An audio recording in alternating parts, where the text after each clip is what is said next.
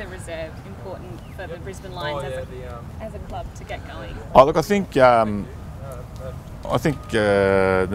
Shadow Minister explained it. It's an opportunity for our women's team to have state-of-the-art facilities. Like we travelled around a fair bit last year. We had a lot of away games because we didn't have facilities in Brisbane that were adequate enough for the girls to play. And obviously you're seeing, despite all that, we went through undefeated and narrowly lost the grand final. But it's not only for the elite women's team, it's also for the community as well. There's a lot of girls, new teams that are playing. I think in the inner Brisbane area there were 64 new girls teams came, and that's as a result of getting inspired by what's happening at the top level. So this ground will not only host the elite level, but there'll be community finals, lots of women's teams there, our academies, the junior players coming through, which is both boys and girls. So it's a great opportunity for us.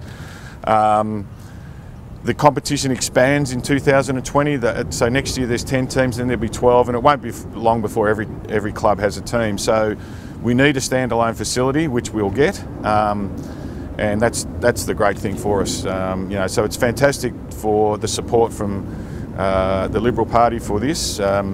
We think there's widespread support for the concept across all parties. So hopefully once Saturday gets out the way, we can get a check and we can get on building it, because that's what we need to do. Are you getting a bit edgy about the funding, Greg? Because it's obviously dragged out and now we're close to the election. How's it feeling? Look, somebody said to me early days that the politicians will run to their own agenda and it won't suit us. Like, we would have loved to have had the money wrapped up months and months ago and dirt being turned over. But we understand that there's a whole lot of issues that are as part of this election, and we're one of them. We like to think that we're a priority, but we probably aren't, because there's a lot of other stuff that's being announced and a lot of major issues being addressed. But from a sport point of view, and as primarily women's sport, this is a great concept, and great to have the support that we've got today, and hopefully that expands to everybody. And as I said, we get we've already got money from Ipswich City Council. We've also got money from the AFL. Federally, we've spoken to the government, who are supporting as well. So everybody seems to really support this concept, and we just need it to come to fruition and get finalised, and we move on with it. Just one more. How quickly do you have to start working on the project for it to be up for 2020? Yeah, we've already started with planning.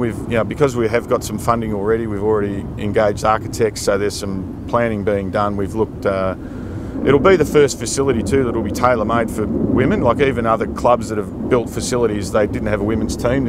We will have it, so that's part of the planning. And obviously the boutique stadiums, hopefully holds 10 or 12,000 people. Well, that's the plan for it, and that'll be fantastic for, as I said, not only the girls but also other junior finals and everything else that happens. So.